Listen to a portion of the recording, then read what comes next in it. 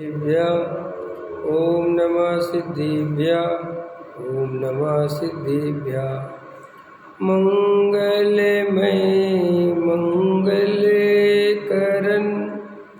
वीतराग विज्ञान नमो तार जाते भई हरे हंता दिमान।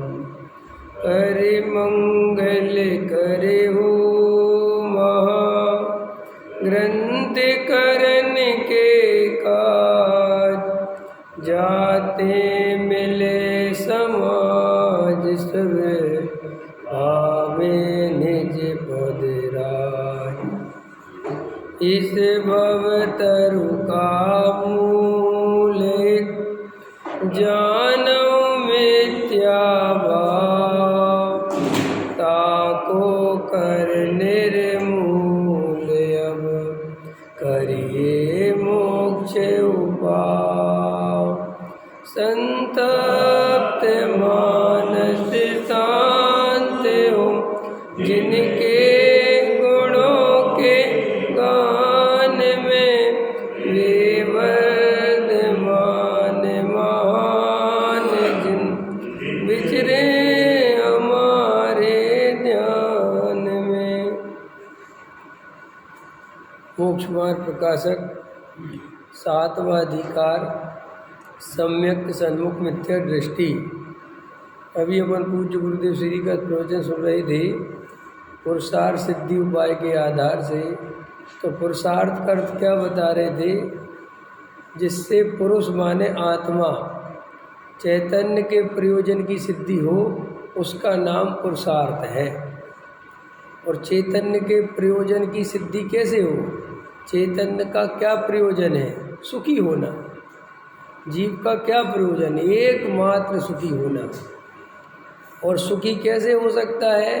तो बता रहे थे भेद विज्ञान के द्वारा सुखी हो सकता है।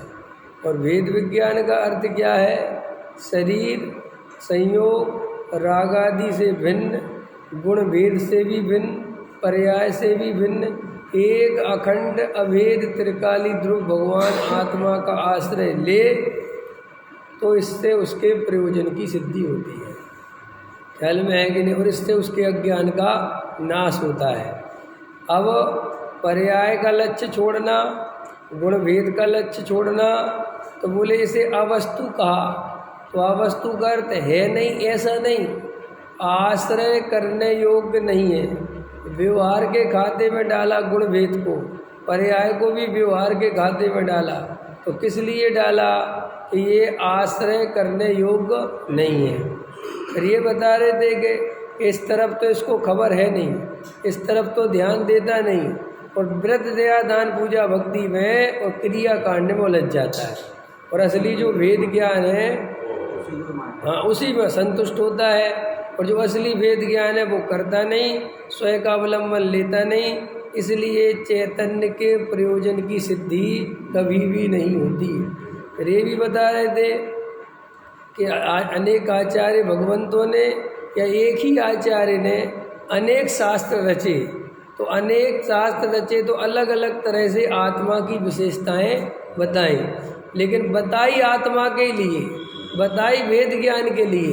जो भी बात समझाई, चाहे चरणानियोग हो, चाहे करणानियोग हो, चाहे प्रथमानियोग हो, चाहे द्रव्यानियोग हो, चाहे भेद करके समझाया हो, चाहे पर्याय से समझाया हो, चाहे अबाहरी आचरण से समझाया हो, प्रयोजन तो एक ही है कि एक शुद्धात्मा को पहचानो। समझाने के तरीके, शैलियाँ ख्याल में है ना, कथन करने की पद्धति वो अलग अलग होती हैं, लेकिन मूल में तो मैं आत्मा हूँ, मैं शरीर नहीं हूँ, राग आदि से भिन्न हूँ, जानने देखने वाला अखंड त्रिकाली ध्रुव भगवान आत्मा हूँ। ऐसी दृष्टि करना ही सारे शास्त्रों का सार है। पूरे जनागम का सार भेद विज्ञान है। और जो जीव भेद ज्ञान नहीं करते, वहाँ की जनागम के नाम पर खूब धमाधम करते हैं, उनके अज्ञान का नाश नहीं हो सकता। ख्याल में आया? ये उनके अभी 15-20 मिनट के प्रवचनों का सार चल रहा था। अब देखो अपन सम्यक सन्मुख मिथ्या दृष्टि का प्रकरण पढ़ रहे हैं। बहुत इम्पोर्टेंट प्रकरण है, बहुत ज़्यादा समझने जैसा काम है। अगर कोई जीव ध्यान से इसको समझ जाएगा तो उसे सम्यक दर्शन की प्राप्ति हो सकती है। इसलिए थोड़ा गहराई से गंभीरता से समझें, समय की आकुलता ना करें। 9:15 पर प्रवचन ख़त्म होगा, ठीक है? 8:30 तक चलेगा। मैंने जी चढ़ता है ना, 8:30 बज गए ना, अब 9:15 पे 45 मिनट में प्रवचन ख़त्म होगा। 9:15 तक शांति से बैठे रहो, ठीक है ना? बिल्कुल आकुलता मत करो। 15 मिनट में तुम्हारे कोई तुम जो है सोने चांदी के सिक्के नहीं कमा लोगे। इतनी इम्पोर्टेंट बात है। मतलब थोड़ा सोचा करो, 10-5 मिनट में क्या कर लोगे, कौन सी आफत आ जाएगी। ये तो सब अपने ऊपर डिपेंड करता है। ये सब मानसिकताएं होती हैं, ख्याल में दिमाग में सेट कर लो। भी विधान चल रहा होता सिद्धचक तो बैठे रहते कि यार अर्घ तो पूरे चढ़ा लूँ, लेकिन ये गंभीरता नहीं है। देखो क्या कहते हैं,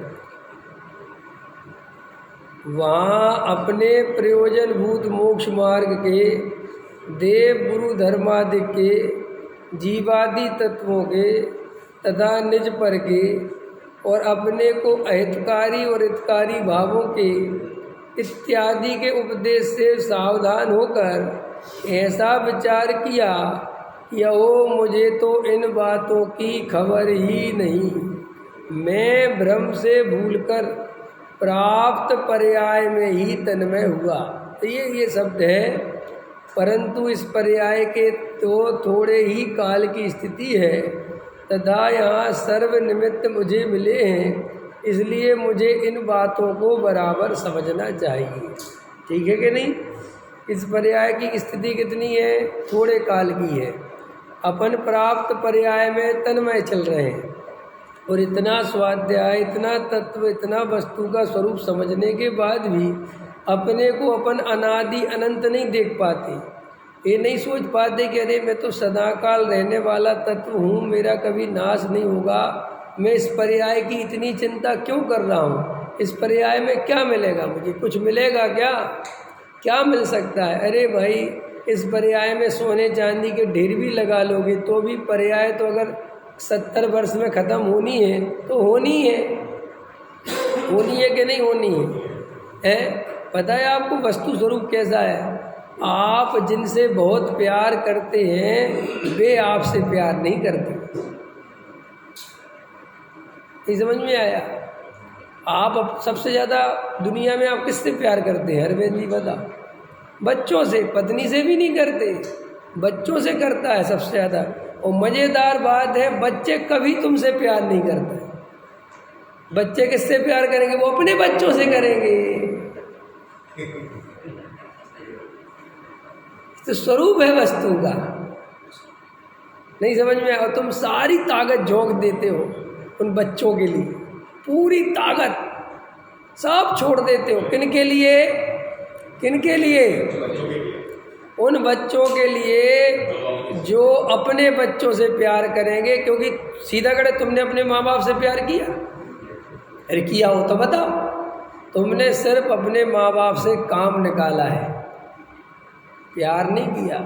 तुम्हारे सपने कभी माँ बाप की तरफ ख़त्म नहीं होते, हमारे सपने आगे की तरफ ख़त्म होते। देखे तुमने, एक जवान लड़का होता है तो वो ये नहीं सोचता बैठे बैठे कि मैं यार अपने माँ बाप को ये करूँगा वो करूँगा। वो सोचता मेरी शादी होगी तो मैं अपनी पत्नी को मनाली घुमाऊँगा, मेरे बच्चे होंगे तो उन्हें अमेरिका भेजूँगा। ये नहीं सोचता मैं अपने माँ बाप को अमेरिका घुमाऊँगा। कौन सोचता है दुनिया में?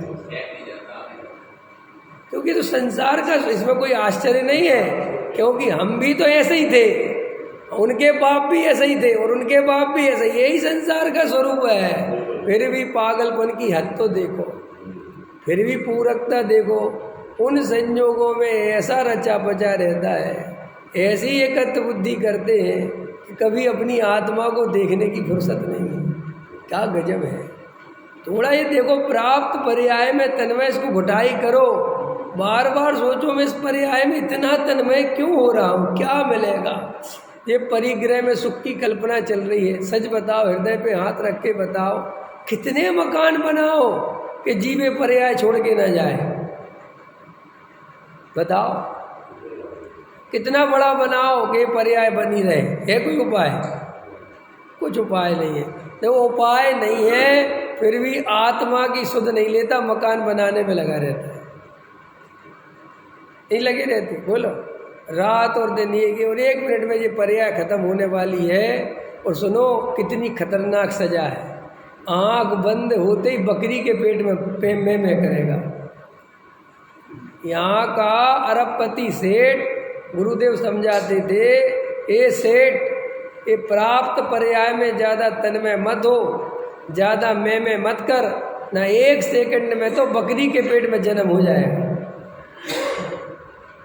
और ऐसी गंभीर बातें सुनने के बाद भी फिर उन्हें जाके संयोगों में रचपत जाता है कुछ। इसका नाम है प्राप्त पर्याय में तन्मय। जैसे गोंच होती ना, गोंच, तो वो गंदे खून को पकड़ती है, साबुत अच्छे खून पे नहीं लगती, वो गंदे खून को पकड़ती है। और इतना जम से चढ़ती उस गंदे खून को पीने के लिए कि उसको तुम काट दो बीच में से कैंची से, सब उसकी गर्दन टूट जाती है। तुम लोगों ने दृश्य देखे कि नहीं देखे पता नहीं। हम तो गांव में रहते थे और गांव में हमारे पास गाय थी, तो मैं उसकी किल्ली होती है एक और से भी छोटी, वो काली काली होती है, तो जहाँ वो थन होते ना उसके दूध वहाँ लग जाती हैं, तो हम बैठ के निकालते थे। तो उसे बड़ा मज़ा आता था क्योंकि खुजली चलती है उससे, तो मैं निकालता था। तो इतने जम से चिपके रहते हैं कि मरना पसंद करते, छोड़ना पसंद नहीं करते। और कभी कभी गोंच लग जाती थी, तालाब वगैरह में जाते थे तो हम देखते थे गोंच को छुटा रहे हैं, टूट रही है, कट रही है, लेकिन छोड़ नहीं रही। ये आचार्यों ने गोंच का उदाहरण दिया है प्राप्त पर्याय में तन्मय। उस गोंच को देख के तो आश्चर्य होता है, समझ, खुद को देख के आश्चर्य नहीं होता कि मैं दिन भर आत्मा की बात सुनी सुबह और दिन भर गाफिल रहता हूँ, कोई होश नहीं है। देखो, गंभीरता से तत्व समझना, आत्म कल्याण की दृष्टि रखना और ये विचार करना कि ये बहुत चूक गया तो क्या गधा भैंस बकरी क्या हो जाऊंगा पता ही नहीं चलेगा 1 सेकंड में। और ये सब धन दौलत जिसमें तुम अकड़ रहे हो और अपने को बड़ा समझ रहे हो, या ऐसा सोच रहे हो कि मैंने कुछ कर लिया है, मैंने कुछ नाम कमा लिया है, मैंने कुछ धन कमा लिया है, कुछ मेरी इज्जत है, अरे 1 मिनट में 1 सेकंड में तो कुत्ता बन जाएगा। ख्याल में है ना, ये पर्याय की स्थिति है। तो क्या करें, अपने को चैतन्य तत्व देखो, आत्मा देखो, त्रिकाली ध्रुव देखो और परिग्रह में से सुख बुद्धि तोड़ो। परिग्रह में कहीं पर भी कोई सुख नहीं हुआ आज तक, किसी को हुआ हो तो बताओ। अरे मुकेश अंबानी के देखो जीव की क्या दशा है। ये जीव पेट के लिए कमाए ना तो भी समझ में आता है,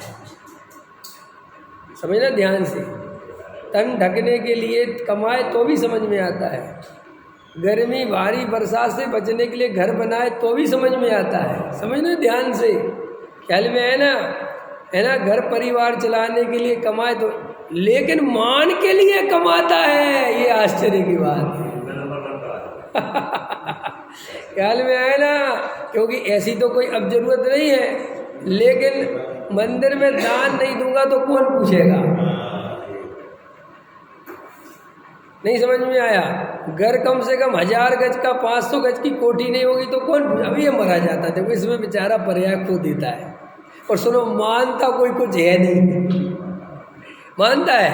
अच्छा बताओ, ये बिहारों में जो रहने लगे बड़े आदमी बन गए जो, तुम इनको कितना सम्मान देते हो या गाली देते हो? सही बताना, हृदय पे हाथ रख के बताओ, गाली देते हो कि सम्मान देते हो? तो मुंह पे भले ही सम्मान दे देते हो, हृदय में तो सीधा गाली ही निकलती है, बेईमान। समझ में आएगा? हो पता है कि नंबर 2 के कमा के, अरे रिश्वत ले लेके कोठियाँ बनाई है लो।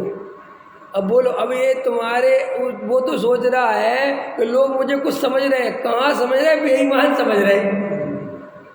जो जिसको बेईमान समझे, कोई तुम्हें बेईमान समझता है, ये तुम्हारा सम्मान है कि अपमान है? अब वो मुंह पे तो नहीं बोलता, मुंह पे इसलिए नहीं बोलता कि कौन मूर्ख है जो मुंह पे बोलेगा। स्वाभाविक है, मुंह पे बोलना तो बिल्कुल मूर्खता है ना कि क्यों समय बर्बाद करें, असलियत तो हम जानते ही है। नहीं समझ में आया? कोई आदमी इतने ही बढ़िया कपड़ा, जैसे मान के चलो ये बाल काले कर लेते हैं लोग, तो असलियत तो जानते हैं ना लोग कि काले करे हैं, भले ही लोग कहते हैं अरे बड़े अच्छे लग रहे हो, लेकिन अंदर से जानते काले करके बैठा है। क्या कीमत है उसकी? कीमत क्या है? भ्रम में जीने का नाम तो अपने होशियार चंद समझता है? वो मज़ेदार बात है, तू ही भ्रम में जी रहा है, तेरे चक्कर में कोई भ्रम में नहीं जी रहा है। नहीं समझ में आया? कोई 65 साल का हो और कोई कह दे तुम तो 55 साल के लगते हो, तो बड़ा खुश होता है। तो ऐसा सोचता है जैसे 55 साल कह दिया तो इसके 10 साल कम हो गए हो। अरे तू तो 65 का ही रहेगा, चाहे भले ही 55 का लगे चाहे 50 का लगे, उससे क्या होता है? आयु तो जितनी है सो उतनी है। तो श्री गुरु कहते प्राप्त पर्याय में तन्मय रहते हैं, रहते कि नहीं रहते? तो फिर क्या करें कि भैया भेद ज्ञान करो, ये पर्याय दृष्टि छोड़ो, अपने को शरीर मानना छोड़ो, आत्मा की तरफ जाओ, भेद ज्ञान करो, एकांत में तत्व विचार करो, मैं कौन हूँ, मेरा क्या स्वरूप है, मुझे क्या बातें सुनने मिल रही हैं, इस जगत में ऐसी बातें किसी को सुनने नहीं मिलती, मैं कितना भाग्यशाली हूँ कि मुझे बात सुनने मिल रही है, मैं क्या पागलपन कर रहा हूँ। अरे मुझे बड़े आदमी बनने की रेस नहीं लगाना भाई, क्या मिलता है? कुछ नहीं मिलता। वो मुकेश अंबानी भी वही दाल रोटी खाता है जो तुम खाते हो, विश्वास नहीं होगा। अच्छा दुनिया में ऐसी बताओ कितनी स्पेशल मूंग की दाल आती है, कितनी स्पेशल मूंग की दाल आती है, कुछ उसको अलग ही स्वाद हो। लोग देखो जो चावल आते ना 40 रुपये किलो, 50 रुपये किलो, फिर 80 रुपये किलो, फिर 100 रुपये किलो, फिर 150 रुपये किलो, फिर 200 रुपये किलो, ठीक है, 250 रुपये किलो, फिर 300 रुपये किलो, ठीक है, इससे ज़्यादा तो नहीं आती। अब मुकेश अंबानी चावल मंगवाएगा तो क्या होगा? चावल तो वही 200 ही रुपये वाला है, क्योंकि दुनिया में उससे महंगा चावल बनाए कहाँ से, करेंगे क्या महंगा, लेकिन उसी को 2000 रुपये का देते हैं। क्या कहा मैंने? नहीं समझ में आया? अरे तो मजाक लग रही मेरी बात? अरे दुनिया में क्वालिटी थोड़ी कोई हाईएस्ट क्वालिटी जो हो सकती है वही तो करी जा सकती है। तो अब उसको क्या करेंगे? मंगाया किसने? कि यार मुकेश अंबानी ने मंगाया है। तो जो 200 का चावल है इसको 3000 रुपये किलो करो, तब तो उसकी इज्जत बचेगी, तब तो वो कहेगा कि 3000 रुपये किलो वाला चावल खाते हैं। आपको मजाक लग रही? एक बार बताओ, चाहे बच्चा मुकेश अंबानी का हो और चाहे गरीब का हो, बच्चा तो बच्चा है, उसे तो खेलने से मतलब है, चाहे 50,000 के खिलौने से खिलाओ और चाहे 5 रुपये के खिलौने, उसे तो मजा वही आता है। नहीं समझ में आया? लेकिन अगर मुकेश अंबानी का पोता है, अब वो खेल खिलौनों की दुकान पे खेल खिलौने लेने जाएगा तो क्या होगा कि जो 5000 की चीज़ है उसको 1 लाख रुपए कर दिया जाता है। ये ब्रांडेड मतलब क्या? बड़े आदमियों की पसंद। बड़े आदमियों की पसंद माने क्या कि चीज़ तो है उतनी ही, लेकिन उसकी कीमत इतनी कर दो कि गरीब आदमी ना ले सके और वो बड़ा आदमी ले सके, बस वो ब्रांड बन गया। नहीं समझ में आया? कल मैं शॉपिंग करने गया तो एक पूमा की चप्पल रखी थी, पूमा है ना, कौन सी कंपनी, तो मैंने उठा के पूछी कि कितने की है? स्लीपर, सिंपल स्लीपर 1200 रुपये की। तो मैंने उससे पूछा कि इसमें क्या है 1200 रुपये का, कुछ बताओ। तो सिर्फ एक ही चीज़ बता पाया कि पूमा की है। नहीं होता? अरे बोलो, उससे पूछना तुम जाके किसी से कि बताओ ये इसमें क्या विशेषता है, एक ही बात बताएगा, ब्रांड। और सुनो, आप क्या सोच रहे, वो ब्रांड जिसने बनाया है, जिसने वो चीज़ बनाई हुई है, उसने कुछ में हीरे मोती नहीं जड़ दिए हैं, लेकिन उसका ब्रांड इतना ऊपर हो गया है तो उसे पहनने वाला बड़ा आदमी कहलाता। खत्म, इतनी सी बात है। इस बात का वो कंपनी पैसा कमा रही है। इसलिए आपको पता है जिस शाहरुख खान से ऐड कराते हैं, सलमान खान से ऐड कराते हैं, और इनको पता है पैकेज कितना देते हैं, एक ऐड कराने का कभी पता है? कभी पूछे, पैसे पूछे किसी ने? एक ऐड कराने का साल भर का 100 करोड़ रुपया देते हैं। विराट कोहली की संपत्ति 700 करोड़ हो गई। तो 700 करोड़ कहाँ से आ गए भैया? कौन सा क्रिकेट में 10 साल में 700 करोड़ थोड़ी दे तो ये। लेकिन जो ऐड करते हैं उसके साल साल भर के जो वो भरते हैं कॉन्ट्रैक्ट, वो 100 करोड़ के, 50 करोड़ के भरते हैं। वो सिर्फ 5 मिनट के लिए आते हैं। तो भैया ये कंपनी कमाती काय में से होगी यार 100 करोड़ रुपये? कि भाई वो ऐसे कमाती, आपसे नहीं कमाती जैन साहब, वो करोड़पति लोग से कमाती है। वो कैसे कमाती है कि वो ब्रांड हो जाता है और वो 100 रुपये की चीज़ 2000 की सीधी, और वो 2000 रुपये की होते ही वो पहनता है और तुम नहीं पहन पाते। बस इसी का सुख है, और कोई सुख नहीं है। आपको पता है सचली असली बात, किसी को कुछ नहीं पता अभी, सोना और डायमंड, तो सोना चांदी और डायमंड है ना, इतनी ज़्यादा मात्रा में है दुनिया में, अगर इनको पूरी तरह बाहर निकाल दिया जाए तो सोना 1000 रुपये किलो की कीमत का है। आपको विश्वास नहीं होगा ये बात। ये बड़े बड़े सरकारें ये तथ्य जानती हैं कि जो कीमती चीज़ें हैं वे मात्रा में ज़्यादा भी हैं तो उनको छुपा के रखो, उनको आने मत दो मार्केट में किसी भी। जो होता क्या, चोर बाजारी क्या है? टमाटर अभी कितने रुपए किलो मिल रहा, तो ये काला बाजारी क्या कहलाती है कि जब टमाटर 20 रुपये किलो है पूरा मार्केट से खरीद लिया और मार्केट से भर के उनको फ्रीजर में बड़े बड़े उसमें भर दिया, और टमाटर मार्केट में शॉर्ट हो गया, आना ही बंद हो गया अचानक, तो क्या होगा? फिर बेई काला बाजारी करने वाले फिर बाहर निकालते और फिर सीधा वो 20 रुपये किलो का टमाटर सीधा 100 रुपये किलो। और आपको देखना अभी टमाटर खाने में जो मज़ा आएगा, अभी तो तुम देखना, अगर कोई आदमी टमाटर लेने जाएगा और वो कहते तोलो 2 किलो, तो वो भी उसकी तरफ देखता है दुकानदार, और लेने वाला भी कहता है कितने किलो ले रहा हूँ? 2 किलो। कितने रुपए किलो है? 140 रुपये में। तो शान बढ़ गई कि नहीं? अब उसी टमाटर में शान बढ़ गई कि नहीं बढ़ गई? और वही टमाटर अभी 10 रुपये किलो हो तो कहता है यार 1 किलो दे दो। जो अंतर समझ में आया? तो सारा खेल काहे का है? आपकी मिथ्या कल्पनाओं का है, और सारी दुनिया इसी का फायदा उठा रही है, और कुछ नहीं रखा संसार में। सोना क्यों पहनना चाहते हो? आपने कभी सोचा? सोने से कोई आदमी सुंदर थोड़ी दिखता है, गोल्ड से कोई आदमी सुंदर दिखता है क्या? बोलो, अगर वही गोल्ड, सच बताओ, कोई आदमी बहुत गोल्ड पहने हो और वही गोल्ड 1000 रुपये किलो हो जाए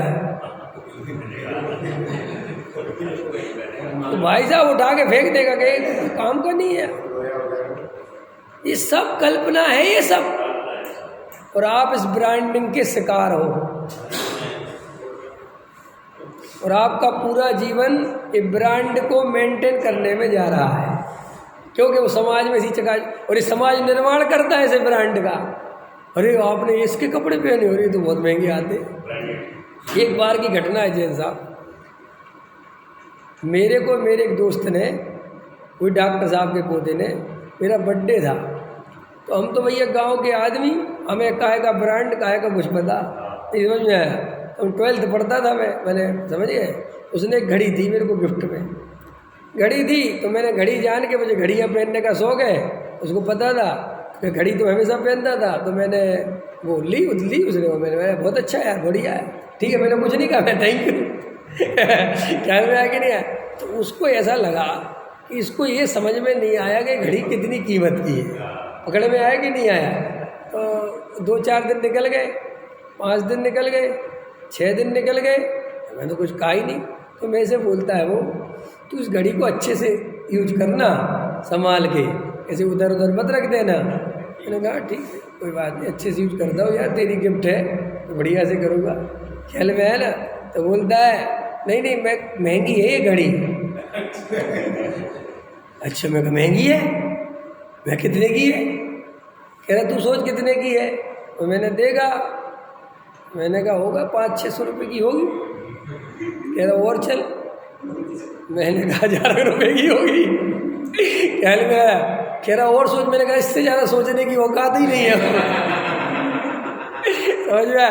तो बोला 3000 रुपये की है। अरे भाई, मैंने कहा ये क्या पहना दिया, ये तो आफत कर दी तुमने। अब मैं इसको बार बार नहीं देखूंगा, 3000 की है। ख्याल में आया? अब देखो, अब मुझे बताओ, घड़ी बोई, सब चीज़ें बोई, अब मेरे को महमा काहे से आ रही है? 3000 की। इसका फायदा उठाया जाता है। क्या है इस जगत में? कुछ नहीं रखा, कुछ भी नहीं रखा, कुछ भी नहीं रखा। आप अंदर से विचार करोगे, आप इस ब्रांडिंग के चक्कर में भाव खराब कर रहे हो। लोग बड़ी बड़ी महंगी महंगी तस्वीरें लगवा रहे हैं, 30-30 हज़ार की पेंटिंग लगवा रहे हैं, लाख रुपए की पेंटिंग, और उस पेंटिंग में कोई कुछ में शब्द नहीं, वो कुछ नहीं है उसमें, लेकिन वो पेंटिंग हुसैन की है, वो पेंटिंग किसी नामी गिरामी पेंटर की है। ख्याल में आया कि नहीं आया? बोलो, है कि नहीं है? ऐसे ही हमारा जीवन नहीं जा रहा है। बोलो, नहीं जा रहा हो तो बताओ। और सुनो, इसके बदले क्या मिलने वाला है वो सुनो। जीवन तो जा रहा है, वो तो चलो जा रहा है, वो तो अपनी जगह है। इसके चक्कर में नरक निगोद की तैयारी हो रही है जी। और खतरनाक है कि चलो ऐसा होता, समय अकेला बर्बाद होता और कुछ नहीं बिगड़ता, हम जो कहते हो रहते, तो भी मैं कहता चलो भाई कोई बात नहीं। और खतरनाक स्थिति ये है कि यहाँ ये पर्याय बीत रही है और तू बहुआरम परिग्रह में सुख की कल्पना कर रहा है, मान कसाय के चक्कर में लगा हुआ है, ब्रांडिंग के चक्कर में लगा हुआ है, और ये दुर्लभ अमूल्य भाव तेरा जा रहा है। और अभी मर के बहुआरम परिग्रह का फल नरक है, वहाँ पड़ा रहेगा। और बहुआरम परिग्रह का फल नरक है। सुनो जैन साहब, इसका अर्थ ये नहीं है कि तुम्हारे पास बहुआरम परिग्रह होगा तभी नरक जाओगे, ये अर्थ कभी मत लेना ना। ऐसे तो नरक में फिर बहुत कम लोग जा पाएंगे, क्योंकि बहुआरम परिग्रह तो बहुत कम लोगों के पास होता है। तो फिर कैसे जाएंगे कि बहुआरम परिग्रह की कल्पना नरक ले जाएगी, बहुआरम परिग्रह की सुख की कल्पना नरक ले जाएगी। अगर मेरे ऋषभ बिहार में 2 कोठी होती तो मजा आ जाता, ये नरक ले जाएगी। तंदुल बख्श की तरह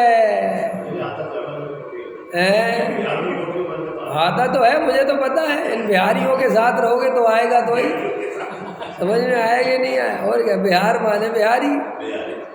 बोलो, उनको देख देख के उनके मोहल्ले में घूमोगे, रिश्तेदारी बिहारों में बनाओगे, तो फिर वहाँ जाओगे तो उनके ठाट बाट देखोगे। तो भाई इसलिए सुनो अक्षय, सत्संगति उतनी ही करनी चाहिए जो अपनी पहुंच में हो। उससे ऊपर सत्संग करोगे, दोस्त यारी करोगे तो मरोगे।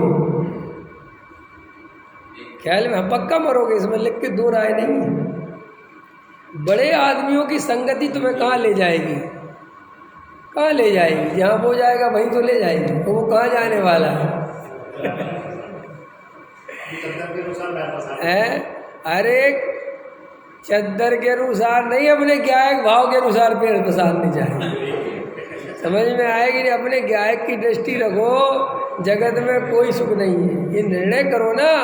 अगर सुख होता तो हो गए होते ना।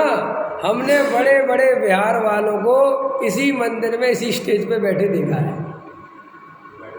यहाँ क्यों आते इस पतली गली में? नहीं समझ में आ रहे? अरविंद जी, इसके पीछे राज है। वहाँ कौन पूछ रहा है? वहाँ तू अपने घर का चौधरी, हम अपने घर के चौधरी। समझ में आ? अब यहाँ आता है, दान आदि देता है, तो सकरी गली में भी बिठाओ, सकरी जगह में भी बैठाओ, सस्ता माला पटका पहनाओ, तो भी कहता पहनाओ यार, कोई नहीं पहनाता। तरसता है मान कसाए के लिए।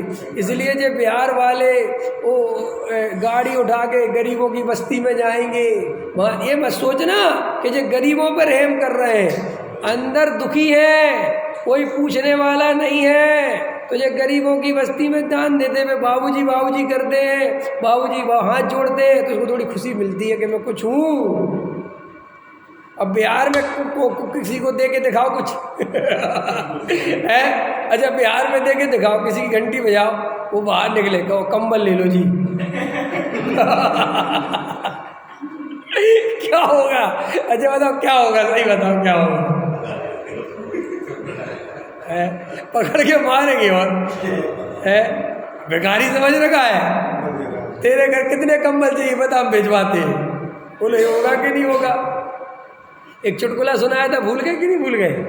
अभी सुनाया था ना कुछ दिन पहले कि वो कंबल देने गया एक भिखारी के घर पे झोपड़ी में। उसने दरवाज़ा खोला, उसने कहा बोलो भैया। बोले कंबल देना। बोले रुको, वो फोटो खिंचवा रहा था ना, उसने कहा रुको। अंदर गया, कोट वोट पहना। अब बोले तुम इस तरफ खड़े हो और अब पकड़ाओ। और कह रहा ये पागल पागल है क्या? कह रहा क्यों? फोटो तो तब भी खिंच रहा था, फोटो अब भी खिंच रहा है। तुम थे, मैं था, अब क्या फर्क पड़ता है? बताओ मैं लेने को तैयार हूँ। बोले ऐसा कंबल भी अगर कोई ले तो तुम कितना दोगे? इसलिए कहता हूँ सब दया झूठी है, सब करुणा झूठी है। सब ये जो कुछ कर रहे हैं जो बड़े आदमी, ये तुम्हारे चैरिटेबल चला रहे हैं, फलाना चला रहे हैं, और क्या क्या होता है सब चैरिटी करते। ये सब कोई टैक्स बचाने के लिए, कोई मान कसाई के लिए, कोई थोड़ा मन को तसल्ली, क्योंकि मन काटता है ना जीव को। क्या होता है, आत्मा बहुत ईमानदार है। आदमी जब बहु आरम परिग्रह जोड़ता है ना, तो आत्मा के अंदर से आवाज़ आती है बेईमान, पापी, ठगिया, ये सब आवाज़ें आती है अंदर से। समझ में आया ना? अब वो भी आवाज़ उसको परिचय को परेशान करती है। ख्याल में आया कि नहीं आया? तो कहता क्या करूं, मंदिर में जाके 1 लाख दिया। तो उसकी दूसरी आवाज़ आती है अच्छा किया। ख्याल में आया कि नहीं आया? हाँ, थोड़ा गरीबों को रोटी खिला। तो ऐसे जो 5, 6, 10 काम दया दान पूजा भक्ति व्रतशील संयम के पकड़ लेता है, और वहाँ पे दूसरा काम उसका चल ही रहा है, ऐसे बैलेंस बनाता रहता है। समझ में आया कि नहीं आया? ऐसे ही जीवन जा रहा है। उनका तो जैसे ही जा रहा है, हमारा उनके जैसे कब बनेंगे इसमें जा रहा है। नहीं समझ आया? उनका तो जा रहा है और हमारा इसमें जा रहा है कि भाई धन्य घड़ी कब आएगी जब हम भी नंबर 1 के बेईमान बनेंगे। हमारी भी बिहार में कोटी लगेगी। बोलो है? अच्छा बोले ना जैन साहब, लगता तो है कि यार बिहार में कोटी हो, लगता तो है। और ये तब तक लगेगा जब तक प्राप्त पर्याय में तन्मय रहेगा।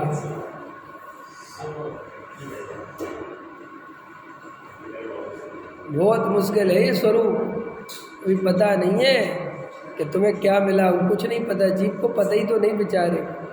अनंत बार ये भाव सुधारने का अवसर मिलता है और अनंत बार ये पुद्गल के चक्कर में खर्च कर देता है, और वो पुद्गल मिलता जुलता है नहीं। एक पुद्गल परमाणु भी आत्मा को कुछ सुख दुख का कारण नहीं है। वो बेचारा वो तो परद्रव्य है, वो क्या करेगा आत्मा के लिए।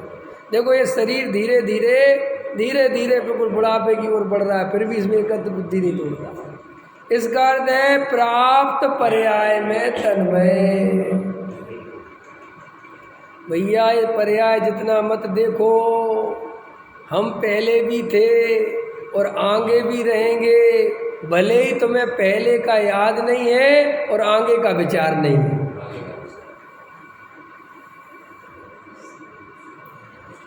थे तो और रहोगे, चाहे कीड़े बन के रहो, चाहे मच्छर बन के रहो, चाहे गिंजाई बन के रहो, चाहे ऊँट बलद भैंसा बन के रहो, और चाहे देवगति के देव बन के रहो, चाहे नारकी बन के रहो, चाहे सिद्ध भगवान बन के रहोगे।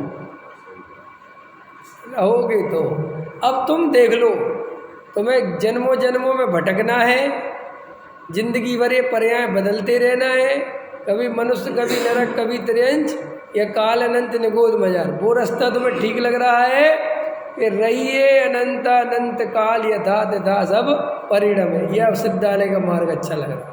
अगर सिद्ध बनने का रास्ता अच्छा लग रहा है तो अपनी आत्मा को अपना मानो, बाकी सबको छोड़ दो। ये निर्णय कर सको तो करो, नहीं कर सकते तो तुम्हारा पुरुष होना बेकार है, तुम्हारा सब पुरुषार्थ बेकार है। पकड़ में आया कि नहीं आया? पैसा जोड़ना कोई पुरुषार्थ का काम नहीं है अरविंद जी। पैसा पुरुषार्थ से आता है कि पूर्वकृत पुण्य के उदय से आता है? बोलो बोलो, पुण्य के उदय से आता है, पुरुषार्थ से नहीं आता। तो पहले तो ये भूल सुधारो कि मेरे करने से। फिर दूसरा, पैसा कितना ही आ जाए उससे जीव रंच मात्र भी सुखी नहीं होता, सिर्फ सुख का भ्रम पैदा करता है। नहीं समझ में आया? अरे एक बात बताओ, वो नीता अंबानी 2 लाख रुपए की कॉफ़ी मंगवाती है वहाँ से, बैंकॉक से, रोज पीने के लिए, तो क्या उसमें क्या क्या होता होगा उसमें? अब तुम सोचती हो और 2 लाख कुछ नहीं होता। यही सामान्य टी, ग्रीन टी जो तुम्हारी है, इसी को स्पेशल तरीके से बना के, ब्रांडिंग करके, पैक करके, उसका हाई रेंज करके भेज देते, उसको ये सुख मिलता है कि ऐसी कॉफ़ी दुनिया में कोई नहीं पीता। भाई ये सुख है, और वो कॉफ़ी में कोई सुख नहीं है। आप समझ, कॉफ़ी में कोई, कॉफ़ी में क्या बात का सुख है? वो तो जैसी होती है वैसी ही होगी। इस बात का सुख होता है, इस कप में कोई नहीं पीता जो मैं पीता हूँ। समझ में? भाई इतनी सी तो बात है। और क्या होता है, एक बात बताओ, ताज होटल में कोई खाना कुछ अलग बना देते होंगे, क्या करते होंगे? हो सकता है जो बेचारा बाहर वो तुम्हारा खोमचे लगाता है उससे घटिया हो वहाँ के, समझ में आया कि नहीं? उससे वहाँ घटिया हो, लेकिन बस इस बात की शान रहती है कि ताज होटल में जाके खाया है, बस ये ब्रांडिंग है और कुछ नहीं। वो कुछ नहीं रखा वहाँ। और सुनो, तुम्हें ठेले वालों की तो गंदगी दिखती है, सामने से तुम नाक से घोड़ते हो, उनकी गंदगी देखने का अवसर ही नहीं मिलता। ये तो और ज़्यादा खतरनाक होती है, क्योंकि उनके तो अंदर बैठे हैं किचनों के अंदर। नहीं समझ में आया? वो क्या कर रहे हैं वहाँ बैठ के, तुम्हें कुछ खबर नहीं है, बस बाहर पन्नी वन्नी चढ़ा लेते हैं। समझ में? ये सब ये क्यों दिखाते हैं? कोप वोप लगा लेते हैं, तो सोचते यार बड़ा साफ सफाई से बन रहा है। समझ में आया? अरे तुम्हें मूर्ख चंद हो तुम, कुछ खबर नहीं है। ये अपन कितने मूर्ख है इसकी आपको कल्पना है? जब तक आप भेद विज्ञान नहीं करोगे, तत्व विचार नहीं करोगे, तब तक हमें अपनी मूर्खता का भी पता नहीं चलता कि अपन कितने बड़े वाले मूर्ख हैं। ये ब्रांडिंग का चक्कर छोड़ो, जो अच्छा हो सो मेरा, छोटा बड़ा के बात नहीं, महंगा सस्ता के बात नहीं, जो मुझे कंफर्टेबल हो वो मेरा, मतलब वो ले लो, बस बात करो। अजय एक बात आओ, आपको मंदिर के पास बढ़िया मकान मिल रहा जहाँ आप 2 टाइम स्वाध्याय सुन सकते हो, और एक बिहार में मकान मिल रहा, कहाँ लेना पसंद करोगे? हैं? झूठ।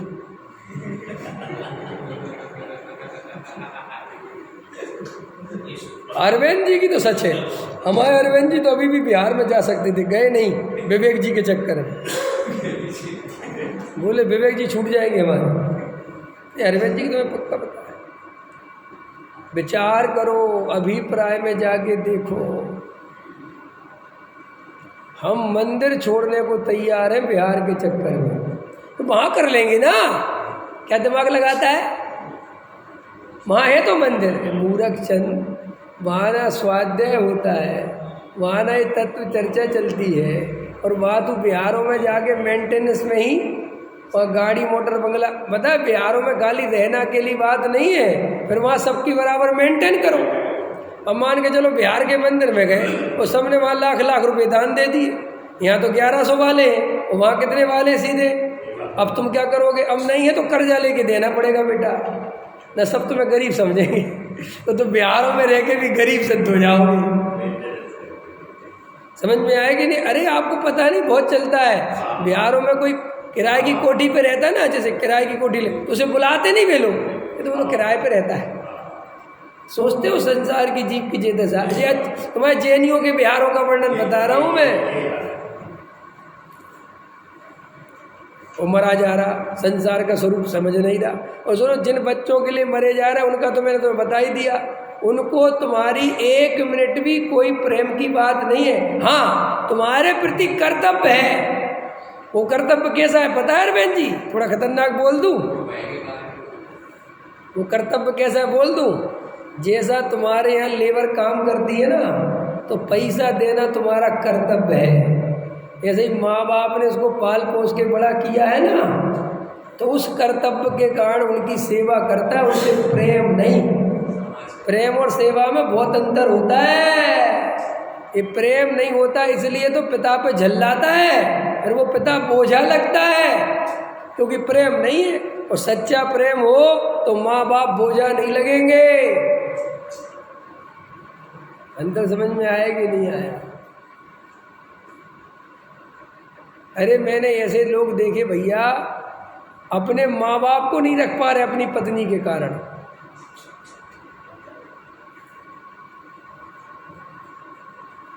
क्या करें, कितने दृश्य देखने को मिलते। बेचारी बूढ़ी माँ है और अकेली रह रही है, और 4 लड़के हैं, और बूढ़ी माँ बेचारी अपनी रोटी अभी बना रही है 80 साल की उम्र में। मैंने कई दफे ऐसे केस देखता हूँ तो मुझे लगता है अरे ये स्वरूप है। और जेएनयू की बता रहा हूँ मैं कि ये किसकी अम्मा है? हमारी अम्मा है। ये भैया पकड़ में आया कि नहीं आया?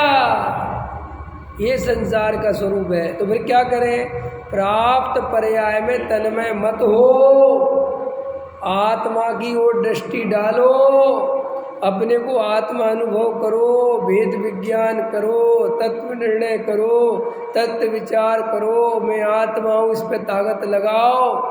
ये दया दान पूजा भक्ति करके अपने को ठगो मत, मन को संतोष मत दो, दिल में दर्द होने दो। क्या होने दो? दर्द समझते हो कि नहीं? जितना दर्द बढ़ेगा उतना तत्व निर्णय मजबूत होगा। ये दर्द ही तो नहीं देते हो तुम, बार बार फुसला लेते हो। सारे देखो ना कि मैंने क्या गलतियां करी है तत्व समझ के लिए।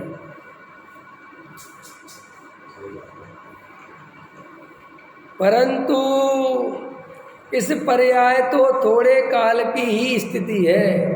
इस पर्याय की स्थिति तो कल बताया था, थोड़े काल गर्त कर लेना। इतना थोड़ा काल है, इतना थोड़ा काल है कि कल तुम्हें पता नहीं कि तुम हो के नहीं समझ में आया। कल हमारी धर्मपत्नी हमसे बोली रात को, बोले ये समझ में नहीं आ रहा कि अपन सुखी हैं कि अपन दुखी हैं। क्या समझ में आया? क्या प्रश्न किया?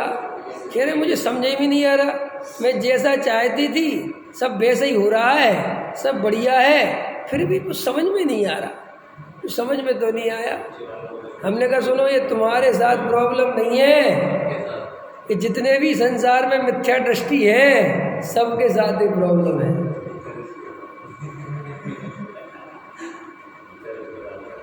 अब तो मिथ्या दृष्टि, उसमें क्या है? अब दूसरे को तो नहीं कह सकता, अपनी घरवाली तो पास में ही रहती है। ख्याल में है कि नहीं आया? अब तुम्हें कहूँगा तो बुरा लग जाएगा, हो तो तुम भी।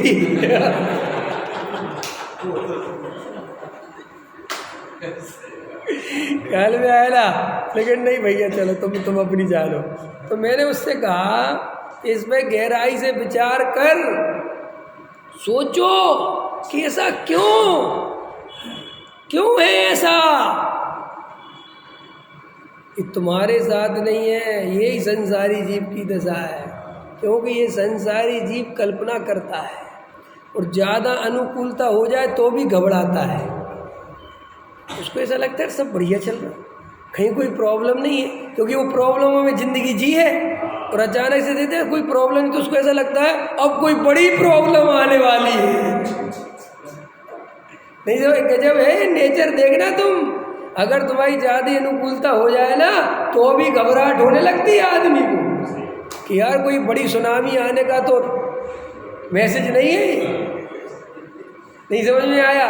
जैसे पत्नी घर में जाओ और बहुत शांत दिखे, समय पे पानी दे दे, समय पे चाय बना दे, और एकदम ऐसी खड़ी हो जाए, तो पति सोचता है कुछ गड़बड़ है कुछ भूकंप होने वाला, कुछ फटने वाला है। समझ में आया कि नहीं आया? और फिर एकदम सब करूँ के खाना वाना भी बढ़िया प्रेम से खिला दे, तो फिर जो वो फटती है, अब सब हो गया तुम्हारा, अब सुनो मेरी, सुनाओ क्या हुआ, मैं नहीं रहूंगी इस घर में। अरे भैया होगी सुना भी, ख्याल में आया कि नहीं है? मैं बिल्कुल नहीं रहूंगी, अब मैं तुम्हारी माँ के साथ एडजस्ट नहीं कर सकती।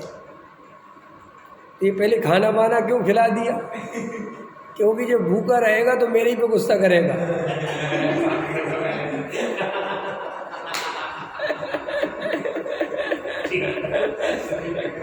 अरे बड़ा खतरनाक आदमी हूँ मैं, मुझे सब चीज़ें समझ में आती है अपने आप, ये संसारी जीव कैसे क्या करता है, पकड़ में आया। अरे यही स्वरूप है। तो मैंने उससे कहा कि तुम ये मत सोच, ये प्रश्न तेरा ही है, ये नीता अंबानी का भी प्रश्न यही है, सबका यही प्रश्न है कि क्या हो रहा है। कुछ नहीं हो रहा है, ये सब पर्याय थोड़े काल की है, ये सब खत्म होने वाला है, जिसके भरोसे तू बैठा है। इसलिए जीव कितने ही कोशिश करे, कितने ही रुपया पैसा, मकान दुकान, बड़े बड़े महल, बड़े बड़े नौकर चाकर, खूब समाज में इज्जत कमा ले, तो भी अपने एक समय के मरने के भय को कम नहीं कर पाता। क्या? अरे मुकेश अंबानी को भय सताता है, जब वो अखबार में पढ़ता है 4 हार्ट अटैक हो गए, उसे भी लगता है यार मुझे ना हो जाए। हमें उसे भी डर लगता है कि मैं मर ना जाऊं, कोई मेरे को गोली ना मार दे। भले ही बेचारा सिक्योरिटी में घूम रहा है, तो भी अंदर भय चलता। भय दिखाते नहीं है लोग बाहर। नहीं समझ में आया? अभी बिश्नोई, वो हिटलर ने, बिश्नोई नहीं है वो, बिश्नोई क्या है, उसने दे दी सलमान खान को धमकी, बोले बच के रहना, तेरा 6 महीने मर्डर करने वाला हूँ मैं। वो सिक्योरिटी लेकर घूम रहा, जाने से डर रहा। अब इतना बड़ा बॉडी बिल्डर बना फिरता है ना वो, क्या अब चल। एक बिश्नोई ने तो धमकी दी है कि अरे भैया पता नहीं है, जब भी हो सकता है बिश्नोई अगर बिश्नोई को खड़ा करो तो बेचारा सीख गया पहलवान हो है, लेकिन मरने मारने में कोई पहलवानी काम नहीं करती। ऐसे ऐसे हथियार है, एक गोली मारेगा 50 फुट दूर से मर जाएगा। क्या करोगे? तो सुनो भैया, श्री गुरु हमें पहले ही समझाते हैं कि तू अजर अमर ज्ञायक तत्व है, तू ज्ञानानंद स्वभावी जीव तत्व है, तेरा कभी मरण नहीं होता। तू मरने से डरता क्यों है? एक बार आत्मा की दृष्टि कर, तेरा कभी बुढ़ापा नहीं आता, तू बूढ़ा होने से डरता क्यों है? तेरे में कभी भी कुछ भी बीमारी रोग शोक तुझे नहीं होते, ये तो सब शरीर के लक्षण है। तू इन्हें आत्मा में क्यों मानता है? तू अपने को आत्मा देख तो तेरे को अनंत सुख मिलेगा। देखो ये पर्याय तो थोड़े ही काल की, इतनी लाइन कर दिया, ठीक है? पर्याय तो थोड़े ही का, तथा यहाँ मुझे सर्वनिमित्त। अब कल चर्चा करूँगा सर्वनिमित्त की। सहजानंदी